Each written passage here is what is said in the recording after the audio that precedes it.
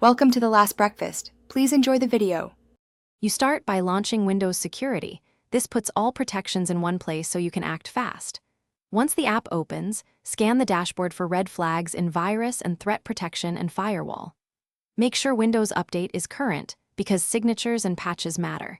If you see pending updates, install them now. Then, run a quick scan to pick up obvious threats. This gives you a baseline before diving deeper into settings or quarantines. Now you configure protections to stop threats from returning. Enable real-time protection and cloud-delivered protection so Windows can block attacks as they happen.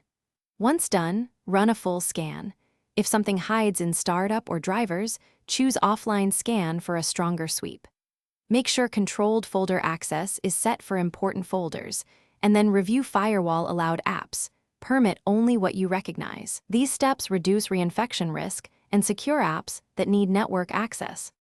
Finish by checking quarantine and security history so you understand what was caught and why. This helps prevent false positives later. If you decide to restore a file, confirm its source first.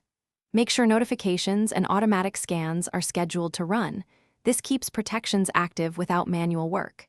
If scans fail or the app misbehaves, run SFC and DISM to repair system files, and then reinstall or reset Windows Security.